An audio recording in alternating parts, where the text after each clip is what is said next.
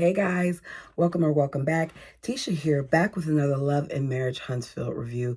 Go ahead and do me a favor and hit that like button as we begin to talk about yet another boring episode.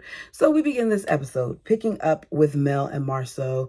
They're still going at it. I don't understand why these two seem to have a sit down every season, but apparently that's just going to be the thing from here on out. Mel tells him that as a man, if you see a DV situation, you shouldn't be writing things like saying to free a person. What you should be doing is you should take that same energy that you had to talk to someone else to contact the person and find out, whether Mel and her kids are doing good. She claims that it just would have been better if he would have did that. Now he's like, okay, I would have did that. And you know what you would have said? And she was like, no, there's no telling what I would have said because you didn't do it. He was like, you would have probably said, who is this? Which is true. Mel can't have it both ways. You can't get upset because these people aren't contacting you to check in on you when you don't normally have communication with them outside of filming. So is it far-fetched that he didn't reach out? No, it's not, because like he said, and like Tisha later said, that it would have seemed like, they were being nosy rather than they were just, legitimately trying to check in on her. He said he doesn't feel comfortable texting her about things like that. And she's like, well, you could have, had your wife do it. And he was like, no, it wouldn't have made sense.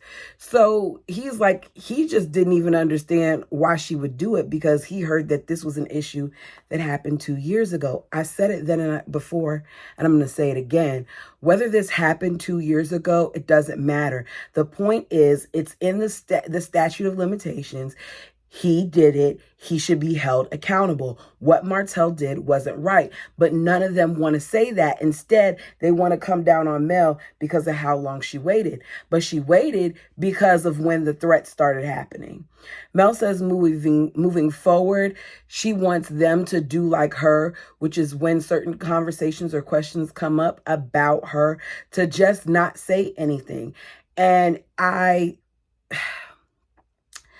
don't know. This episode, it just clearly showed to me what's going on here. None of them should be talking about each other. It would alleviate a lot of things, but that's not what this group of people do. So he says, Mel, your fans, they're a group of deplorables. They are brainless, and that you enable them and you don't shut them down. And as I heard it, I'm like, okay, so how many times are we going to talk about the millimeters or some of her fans? Because not all fans classify themselves as millimeters, but we talked about this already, and apparently we're going to talk about it again. Mel says, you want me to control people that I don't even know. Meanwhile, your mother-in-law has been dragging me for years, coming at me for years, and y'all don't shut her down or control her. Which, it's a great point, because Wanda has been reckless even in regards to Marceau. The thing is that they're both right in different ways. And Marceau later says this too, because there are instances when someone says something and you could be like, no, don't say that. All right, you guys, don't say that. But people are going to do what they want to do regardless. We're grown. You're dealing with grown individuals. There's a lot of stuff that I see out there sometimes that I think is going too far.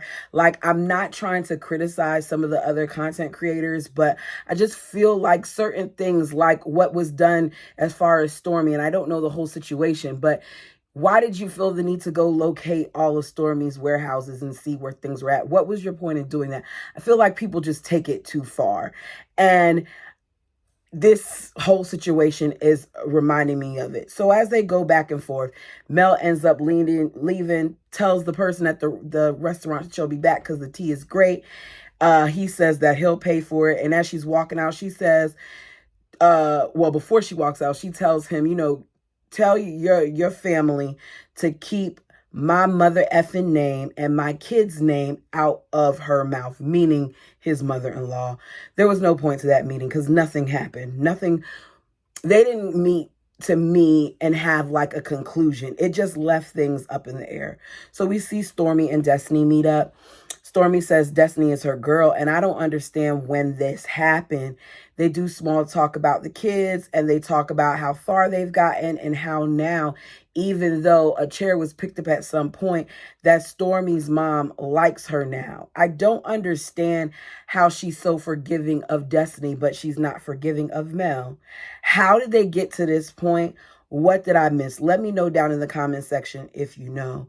Stormy is going to be moving to a new warehouse, she said, because she needs more space and because she doesn't like the fact that a millimeter came to her old warehouse.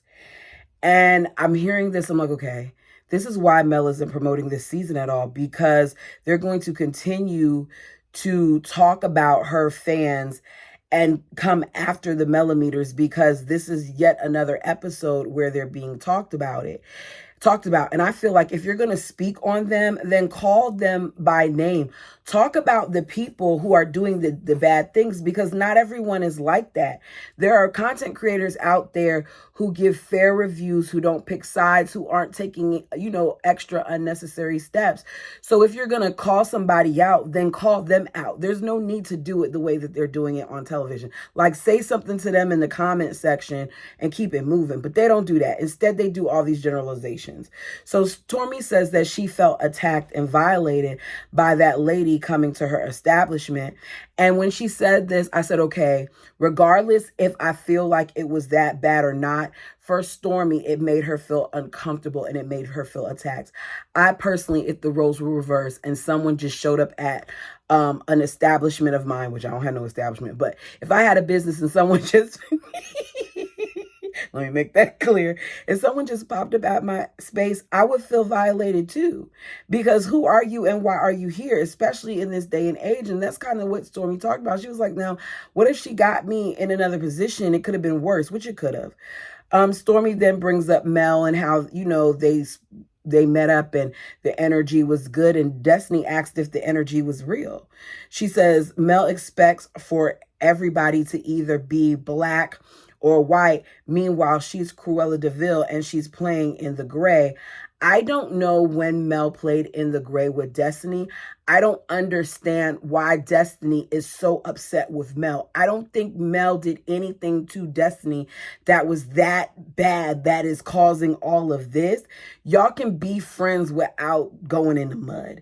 She lets her, not be friends without going in the mud. She lets her know about, her conversation with Mel and how Mel said if Martell is coming, then she's not coming, despite them being around each other before. There's no point in doing that, Stormy. This is where sometimes I feel like, okay, what are your intentions here? Because why are you talking to Destiny about someone that she's not okay with? And I don't recall seeing Kimmy and them at this event. So anyway, Destiny asks a good question. She's like, why would you invite them in the first place? Stormy feels like everybody should be there, and she also lets her know that along with them, I invited Sunni and Moses, which lets me know Stormy is being messy, but she's doing it in a way that people don't see it. Destiny said that she felt a way about them at first, but now she doesn't feel anything. That's a lie, because you later are crying about it, so you felt something. She said, especially after meeting up with him, she tells all the stuff that we already heard during the last conversation. We're getting the same conversations over and over and over again with multiple people in different scenes on multiple episodes, and the format is not working for me. I am bored.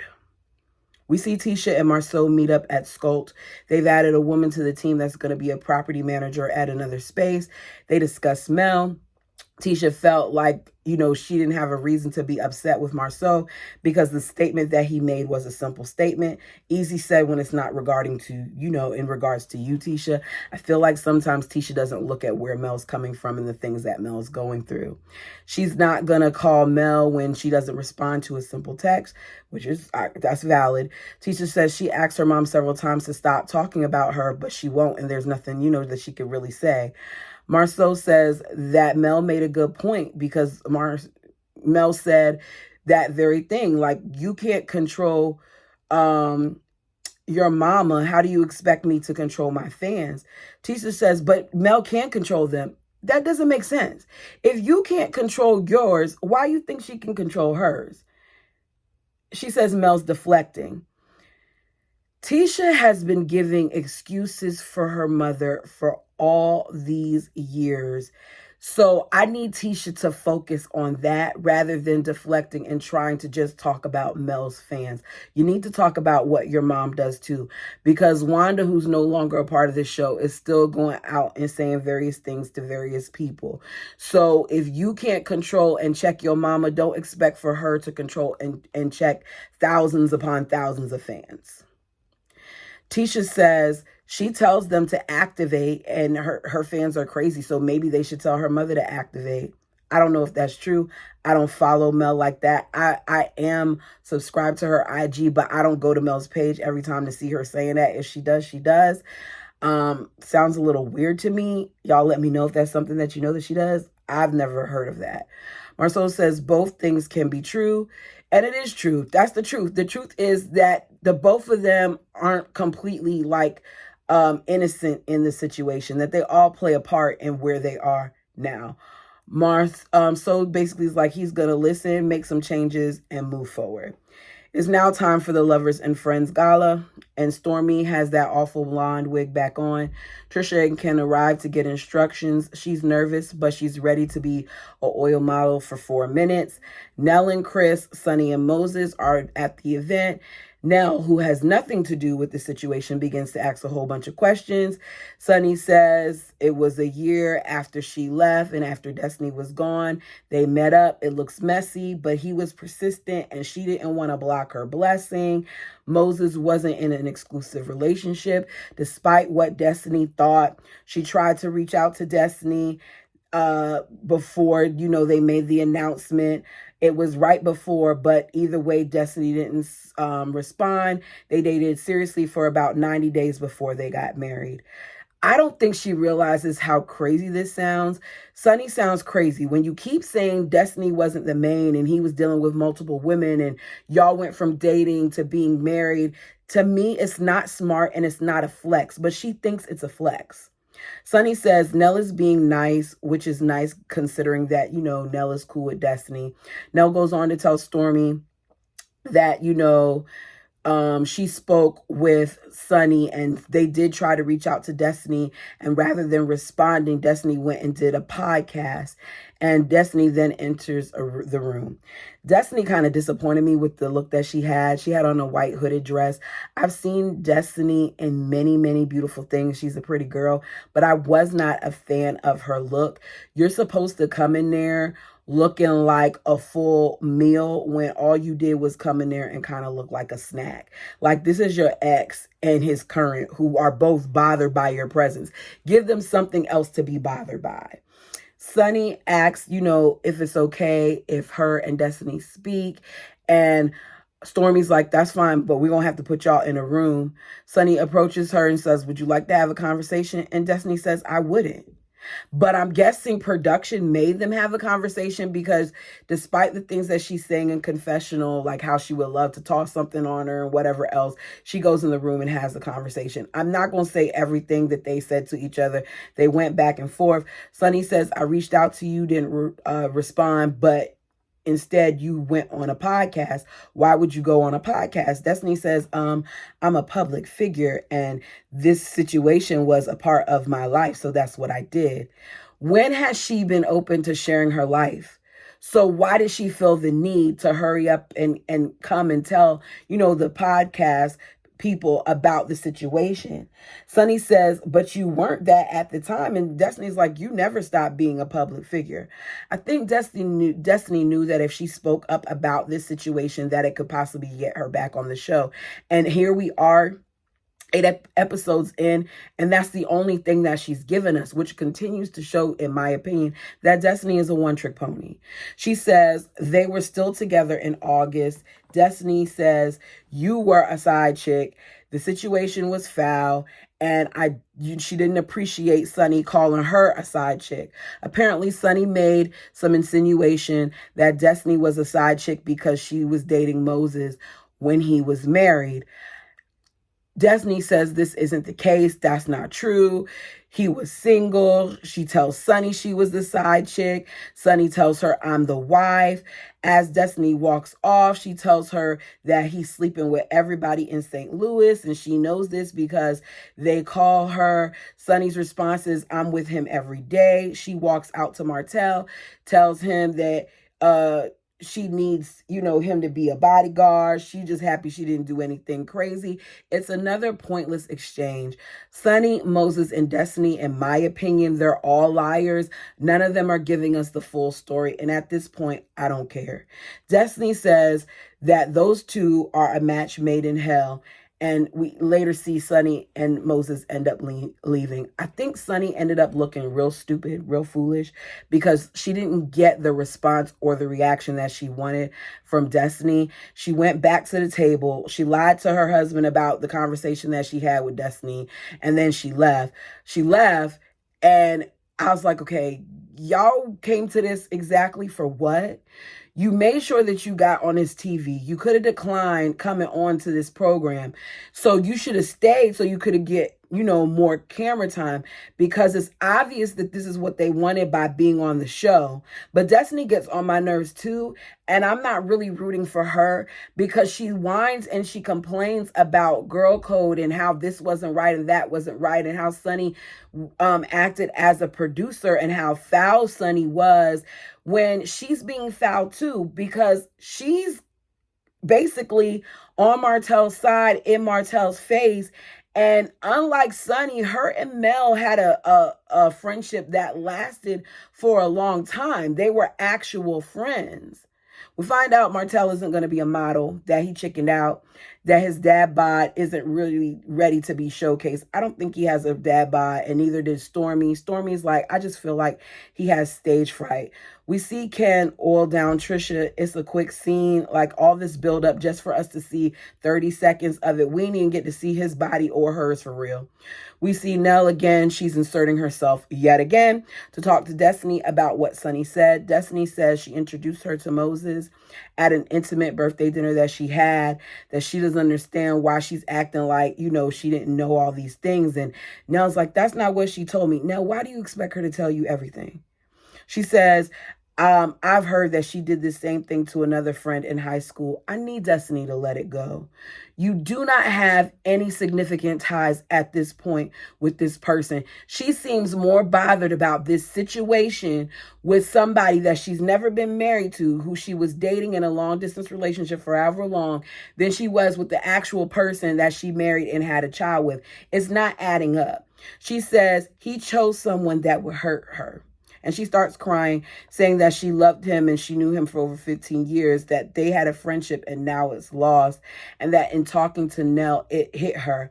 I don't want to hear about it anymore, though. I felt bad for a quick moment for Destiny while she was crying, but we're talking about this situation like these people were that solid when we heard at the table that you really weren't. Y'all had a lot of issues.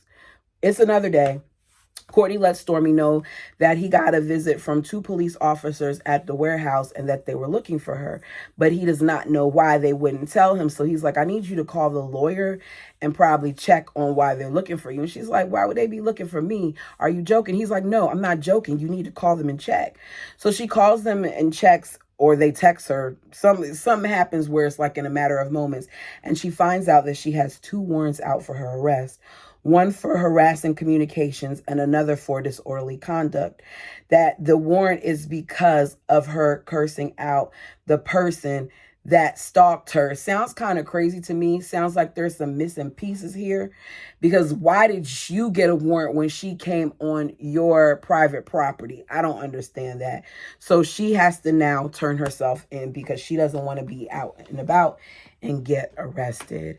That is all. If I left something out that you want to discuss, put it down in the comment section below. If y'all can't already tell, I'm really over this show. I just don't understand what is going on and why they aren't realizing that we're tired of the same old, same old. Until next time.